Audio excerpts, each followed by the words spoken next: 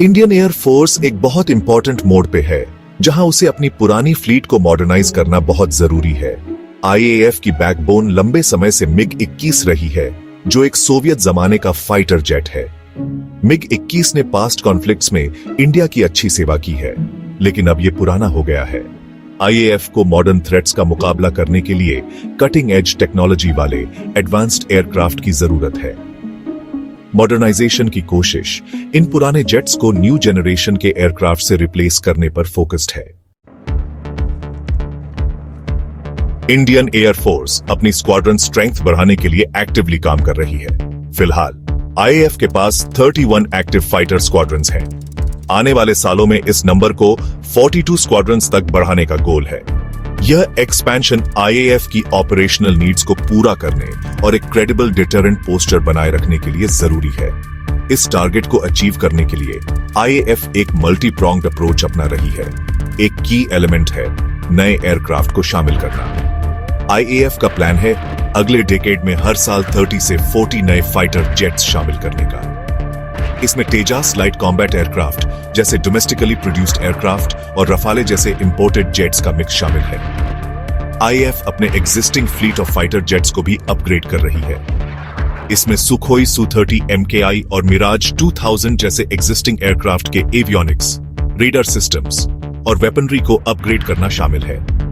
ये upgrades in aircraft की capabilities को काफी हद तक बढ़ाते हैं, जिससे ये मॉडर्न कॉम्बैट सिनेरियोज में ज्यादा लीथल और सर्वाइवेबल बनते हैं। इंडिया फॉरेन सप्लायर्स पर अपनी रिलायंस कम करने के लिए इंडिजिनस डिफेंस प्रोडक्शन पर ज्यादा फोकस कर रहा है। हिंदुस्तान एरोनॉटिक्स लिमिटेड, इंडिया का प्रीमियर एरोस्पेस मैन्युफैक्चरर, इस एंडेवर में एक पिवटल रोल निभाता है। एचएएल तेजास एलसीए का प्रोडक्शन बढ़ा रहा है, जिसका एम हर साल 24 एयरक्राफ्ट डिलीवर करना है। प्रोडक्शन को और बूस्ट करने के लिए इंडियन गवर्नमेंट प्राइवेट सेक्टर को डिफेंस मैन्युफैक्चरिंग में पार्टिसिपेट करने के लिए इनकरेज कर रही है। टाटा, लार्सन एंड टूब्रो और महिंद्रा जैसी private companies global aerospace giants के साथ कोलैबोरेट करके एयरक्राफ्ट कंपोनेंट्स और पूरे एयरक्राफ्ट भी इंडिया में मैन्युफैक्चर कर रही हैं। ये न सिर्फ इंडिया के डिफेंस इंडस्ट्रियल बेस को एनहांस करता है, बल्कि जॉब्स भी क्रिएट करता है और इकोनॉमी को बूस्ट करता है।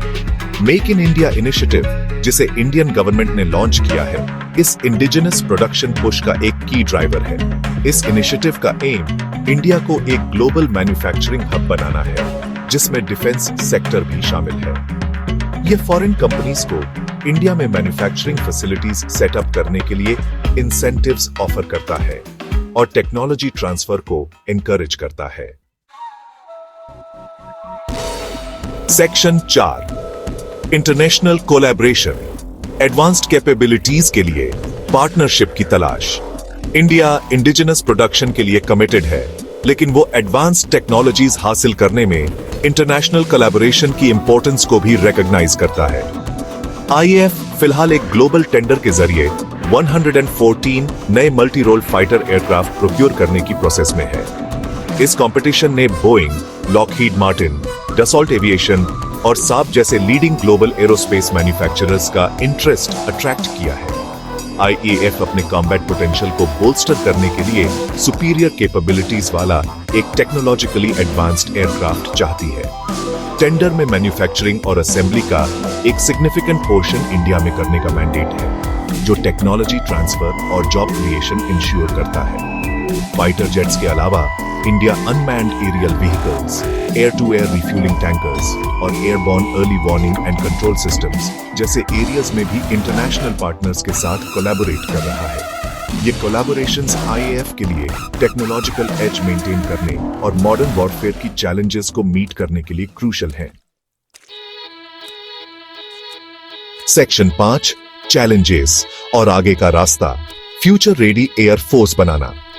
इंडिया की एयरफोर्स मॉडर्नाइजेशन की कोशिशें प्रोग्रेस कर रही हैं, लेकिन चैलेंजेस अभी भी हैं। एक सिग्निफिकेंट चैलेंज है फंडिंग। सब्सटैंशियल फाइनेंशियल रिसोर्सेज की जरूरत होती है, केयरफुल प्लानिंग और रिसोर्स एलोकेशन की जरूरत होती है।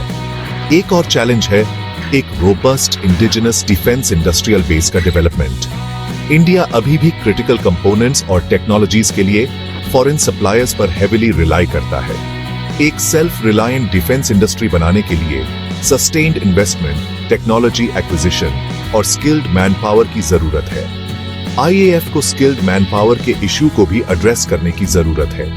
मॉडर्न एयरक्राफ्ट और सिस्टम्स को ऑपरेट और मेंटेन करने के लिए हाईली ट्रेन्ड पर्सनल की जरूरत होती है। आईएएफ को मॉडर्न एयर वॉरफेयर की कॉम्प्लेक्सिटीज को हैंडल करने में केपेबल एक स्किल्ड वर्कफोर्स डेवलप करने के लिए ट्रेनिंग और एजुकेशन प्रोग्राम्स में इन्वेस्ट करने की जरूरत है। इन चैलेंजेस के बावजूद इंडिया का एयरफोर्स मॉडर्नाइजेशन आगे भी आच रहा है। आईएएफ खुद को एक हाईली केपेबल, टेक्नोलॉजिकली एडवांस्ड और एजाइल फोर्स में ट्रांसफॉर्म करने के लिए कमिटेड है।